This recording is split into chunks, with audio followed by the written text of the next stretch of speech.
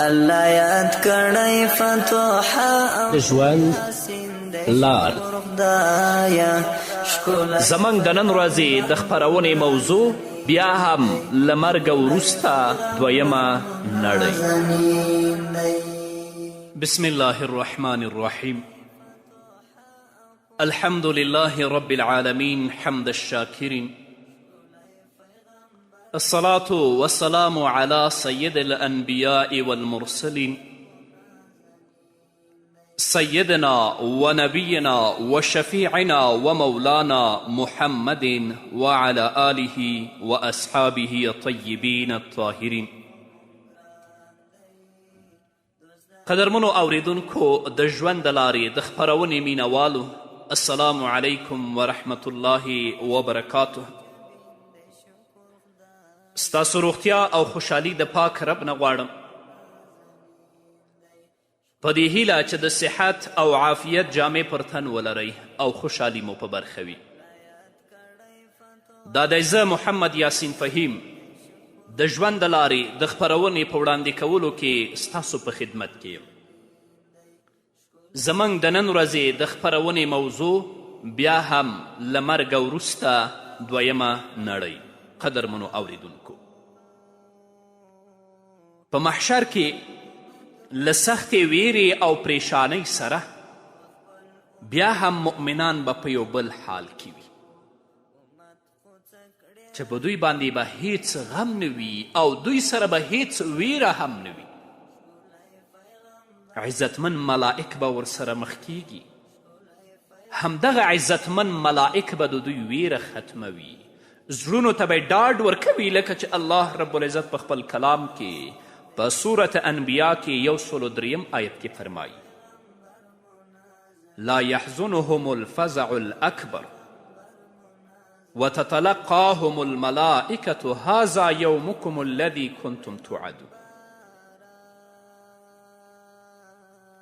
نه به خفه کوي دوی لره لویه ویره او مخکیږي به ورسره ملائک ورته به وایي دا ستاسې هغه ورځ ده چې له تاسې سره یې وعده کیدی شو. هو قدرمنو اوریدونکو، دا ډاډ به زه کوي چې د دوی زړونه په دنیا کې د الله تعالی له ویرې ډک و، د الله رب العزت د شان تعظیم به یې کوه او دوی به د الله رب العزت مخې ته د ودرېدو لپاره تیاری کوه، لکه چې الله رب العزت په صورت انسان کې په 10 آیت کې فرمایي: انا نخاف من ربنا یوما عبوسا قمطریرا. بېشکه موږ ویریږو له خپل رب نه د هغې ورځې په باره کې چې سخته او ډیره سخته ده. همدارنګه الله تعالی په صورت معارج کې 28 آیت کې فرمایي: والذین هم من عذاب ربهم مشفقون. او هغه کسان چې دوی د خپل رب له عذاب څخه ویریدونکي دي. همدارنګه الله تعالی په صورت انسان کې 11 آیت کې فرمایي: فوقاهم الله شر ذلك اليوم ولقاهم نضرة وسرورا. نو بچ وساتل الله تعالی دوی لره د شر د دغې ورځې نه او مخامخ یې کړل له تازګي او خوشحالي سره. فوقاهم الله شر ذلك اليوم ولقاهم نضرة وسرورا. و پیغمبر علیه الصلاة والسلام فرمای، الله فرمای زما دې پر خپل عزت قسم وي، زه په بنده باندې 2 امنه او 2 ویرې نه راجمع کوم. که په دنیا کې زما نه ویریږي نو په هغه ورځ یې ویروم چې بندگان پکې راټولوم، او که په دنیا کې راڅخه وویریږي نو په هغه ورځ کې به بې ویرې وي چې زه پکې بندگان راټولوم. نو راځئ چې په دنیا کې د الله نه وویریږو، خپل ژوند د الله رب العزت د حکمونو او د الله رب العزت د اوامرو په رڼا کې تیر کړو، تر څو په هغه سخته ورځ کې د هغې ویرې په ورځ کې الله رب العزت موږ په امن کې وساتي او هغه ویره الله رب العزت زموږ نه ختمه کړي.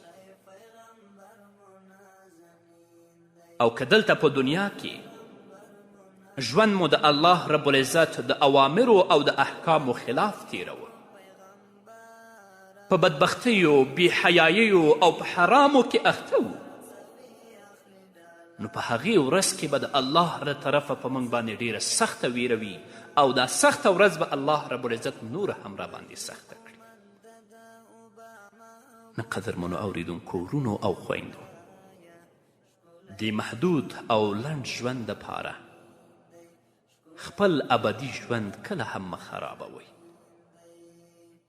نن په دې لنډ ژوند کې خپل ژوند د الله رب العزت د احکامو او د اوامرو په مطابق او رڼایي کې تیر کړئ، تر څو رب العزت تاسو ته ابدي او تلپاتې خوشحالیانې او نعمتونه در په برخه کړي.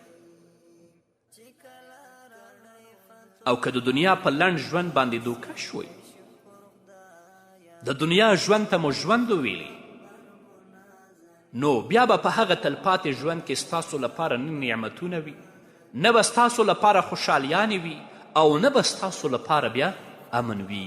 الله دې خپلې ویرې ته زموږ په زړونو کې ځای ورکړي. همدارنګه د قیامت په ورځ به هر انسان له خپل عمل سره سم راپاڅېږي، نو له مؤمنانو سره به آسانی کیږي او له کفارو سره او هغو کسانو سره چې هغوی په دنیا کې ژوند د الله د حکمونو او اوامرو خلاف تیر کړی، هغوی سره به سختی کیږي. بلکې کافرانو ته د ډیرې غصې له امله او د هغوی د زړونو د پریشانی او ویرې، د بدنونو د رپیدو او د ډیرو خولو له امله به ځنې په داسې حالت کې راجمع کیږي چې په ذلت او سپکاوي به دلالت کوي. چې راپاڅېږي ټول به یې پیژني چې دا ذلیله، دا سپک ګنهګار دی چې ژوند یې په بېحیایي، په فساد او په بدبختیو کې تیر کړی دی.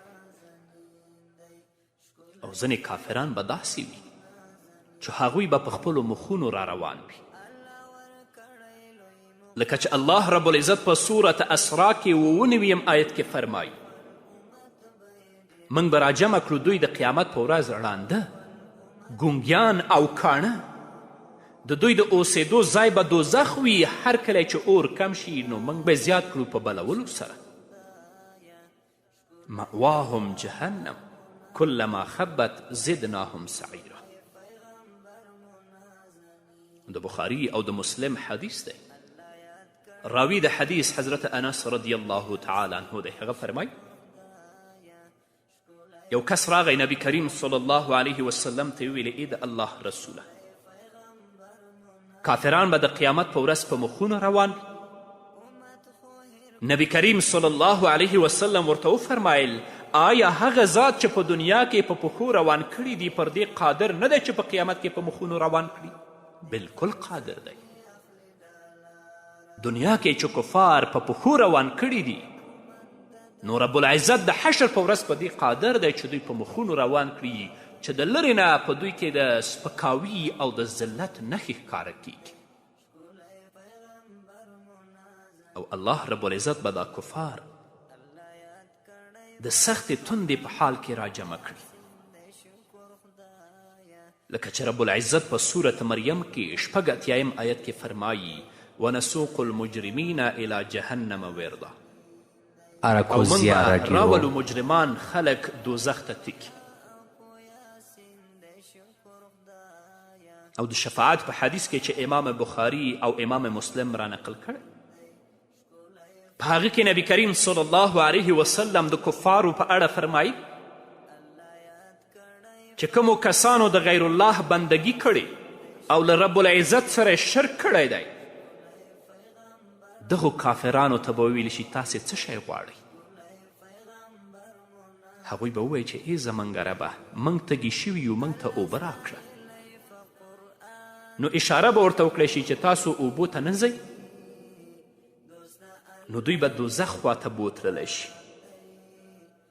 او دوزخ به د جل او د تاو په څیر وي چې د لرې نه به هغه اوبه معلومیږي، اما هغه اوبه نه دي، هغه جهنم دی.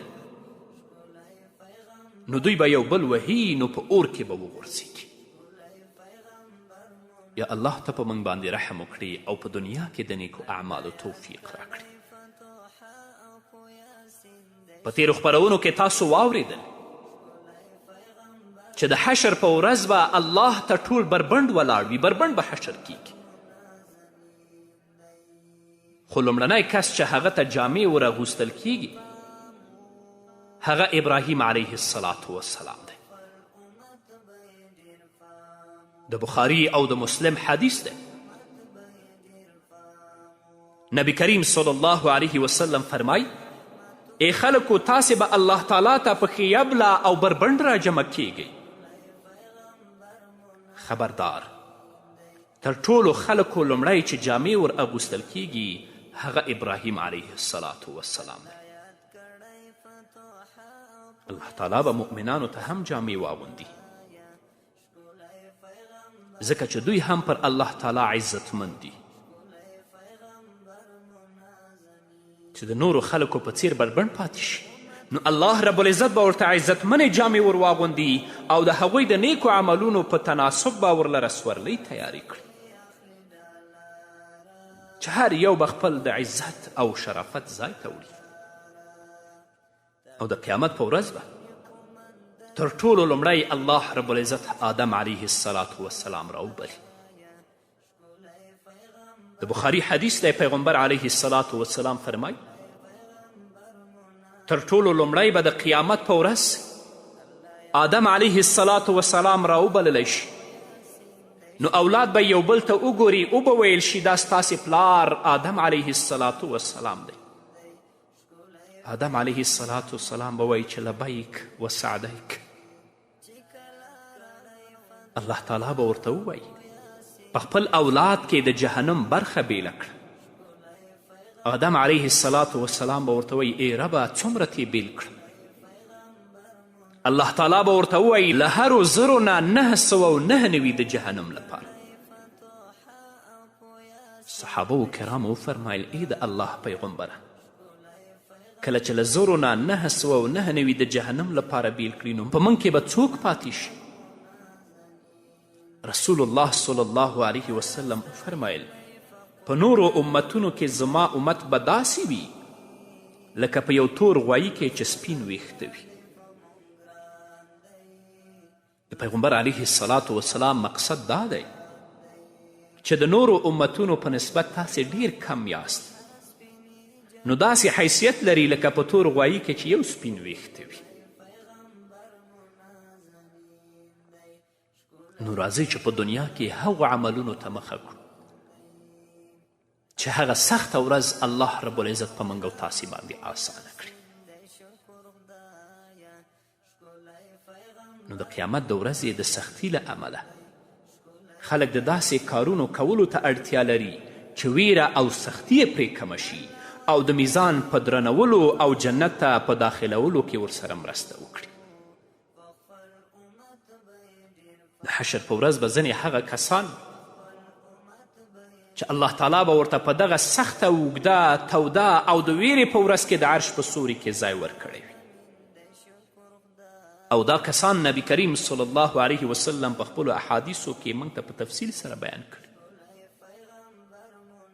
د بخاري حدیث دی. پیغمبر علیه السلام فرمای اوه کسان دي چې الله رب العزت به ورته د خپل د عرش په سوري کې په هغه ورځ ځای ورکړي چې د الله د عرش له سوري پرته نور سوری به نه وي.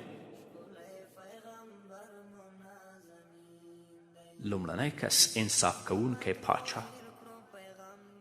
دویم هغه ځوان چې د الله په عبادت کې رالوی شي. دریم هغه سړی چې زړه یې له جومات سره نښتی وي. څلورم هغه دوه کسان چې یو له بل سره د الله لپاره مینه کوي په همدې مینه راټولیږي او په همدې مینه جدا کیږي. پنځم هغه سړی چې ښایسته او د نسب ښځه ورته د بدکاري بلنه ورکړي او دا ووایي چې زه له الله تعالی نه ویریږم. شپږم هغه سړی چې صدقه ورکړي او دومره یې پټه کړي چې چپ لاس پوه نشي چې ښي لاس څه مصرف کړي، یعنې ریا نه کوي. اووم هغه سړی چې چې په یوازیوالي کې الله تعالی یاد کړي او له سترګو څخه یې اوښکې وبهیږي. نو الله رب العزت دی په خپل فضل، رحم او کرم سره موږ په همدې 7 کسانو کې داخل کړي تر څو چې هغه سخته ورځ الله رب العزت په موږ او تاسو باندې آسانه کړي. په همدې هیله قدرمنو اوریدونکو نور به م واورو خو د یوې دمې نه وروسته. الله یاد کړی فتوحه او په یاسین دی شکر خدایه، ښکلی پیغمبر مو نازنین دی، ښکلی پیغمبر مو نازنین دی. قدرمنو اوریدونکو بیا هم زموږ سلامونه ومنئ. هغه کسان چې یو له بل سره یوازې د الله تعالی د رضا لپاره مینه کوي، د مال، ښکلا، چوکۍ او دنیوي ګټې لپاره ورسره مینه نه کوي بلکې هدف یې د الله رب العزت رضا وي، دا دواړه کسان به د حشر په ورځ د الله رب العزت د عرش د سوري لاندې ولاړ وي. د مسلم حدیث دی، پیغمبر علیه الصلاة والسلام فرمای بېشکه الله تعالی به د قیامت په ورځ ووایي چیرته دي هغه کسان چې زما د لویي له امله یو له بل سره مینه کړې ده. نن ورځ به زه ورته د خپل د عرش په سوري کې ځای ورکړم، په داسې ورځ کې چې یوازې همدا سوری به وي، بل سوری به نه وي. همدارنګه هغه سوداګر چې غریبانو ته مهلت ورکوي او یا ورته قرض پرېږدي، په دې باندې به هم الله رب العزت د حشر په ورځ خپل رحم کوي او په خپل رحمت کې به یې رانغاړي. په فقیر باندې زړه سواندی او سختی نه کول دا ډیر فضیلت لري چې د دې رحمت یوه برخه غریب ته مهلت ورکول او له هغه څخه د پور غوښتنه وروسته کول او یا ورته ځینې مال پرېښودل هم دي.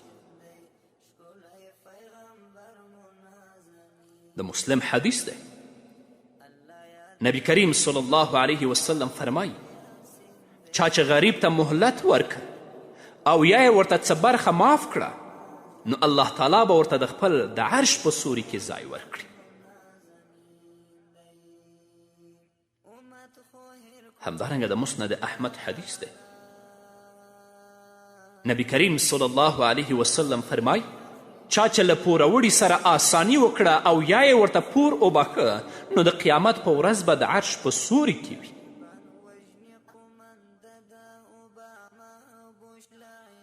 همدارنګه هغه کس به هم د عرش په سوري کې وي چې هغه له غریب او له مسکین سره آسانی کوي.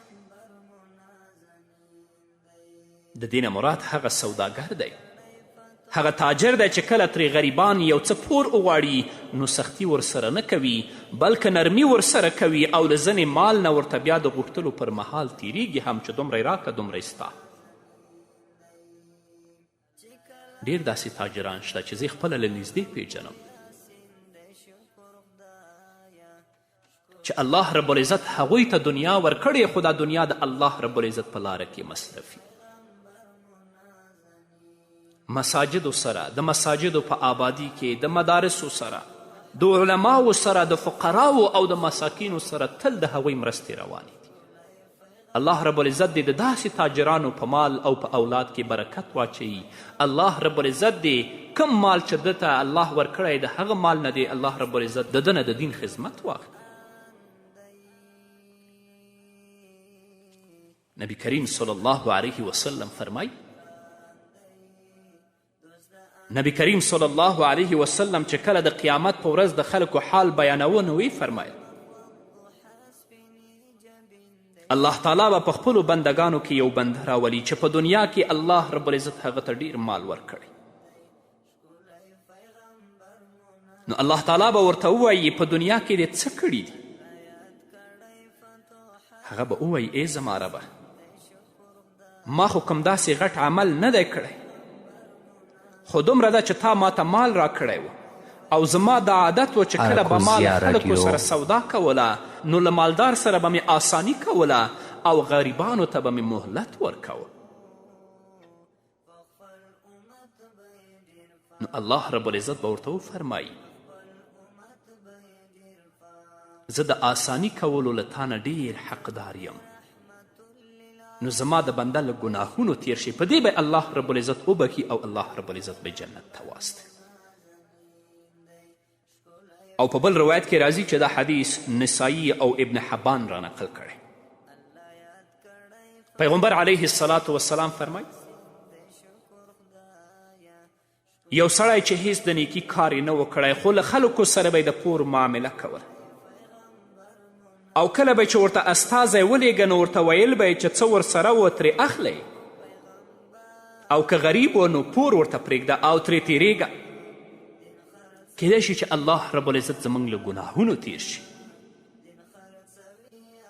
کله چې وفات شو نو الله رب العزت ورته ویلې آیا تا کوم د نیکي کار کړی؟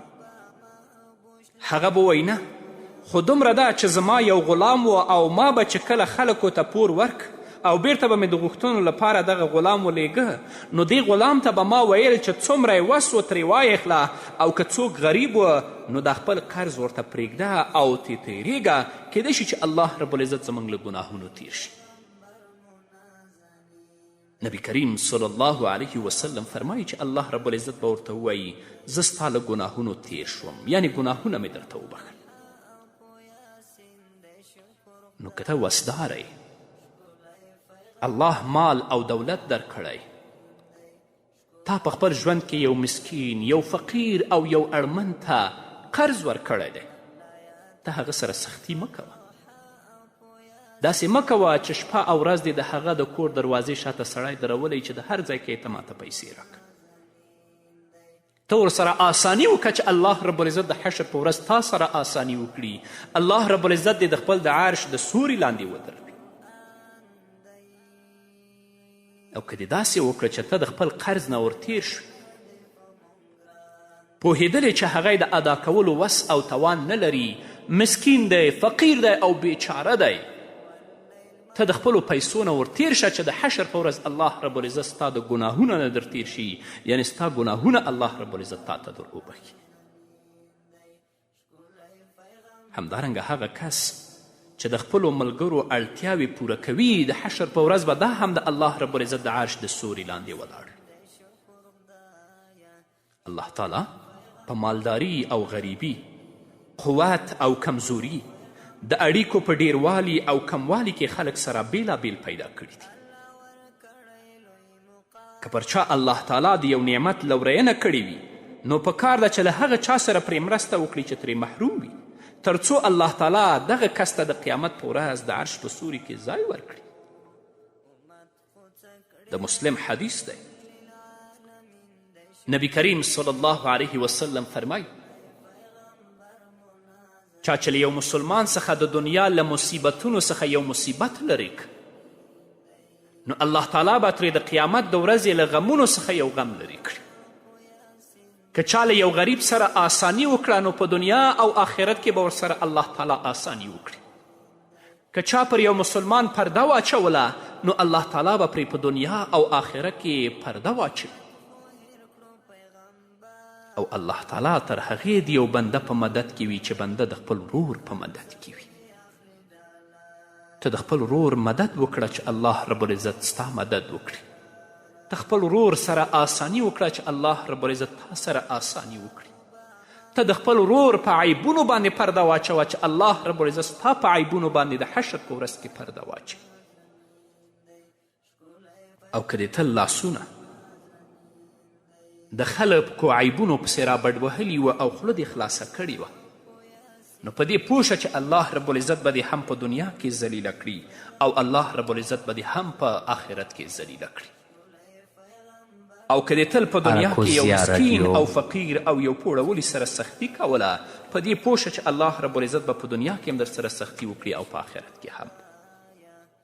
نو الله دې زموږ په ژوند کې موږ ته په دنیا کې د داسې اعمالو توفیق راکړي چې هغه سخته ورځ الله را باندې آسانه کړي او په هغه سخته ورځ کې، په سخته تودوخه کې، په سخته ګرمي کې چې غیر د الله د عرش د سوري نه بل سوری نشته، الله رب العزت د خپل د عرش په سوري کې موږ ته ځای راکړي. په همدې هیله قدرمنو اوریدونکو دا وه زموږ د نن ورځې خپرونه چې ستاسو درانه حضور ته وړاندې شوه. تر بلې خپرونې پورې چې زه بیا هم ستاسو درانه حضور ته راځم. تاسو ټول په لوی او بخونکي الله سپارم. پاتې ژوند مو نیکمرغه، ښاد، بریالي او کامیاب اوسئ. الله دې په موږ ګران دی، زلفې واللیل مخ والضحا سپینې جبین د شکر خدایه، ښکلی پیغمبر مو نازنین دی، ښکلی پیغمبر مو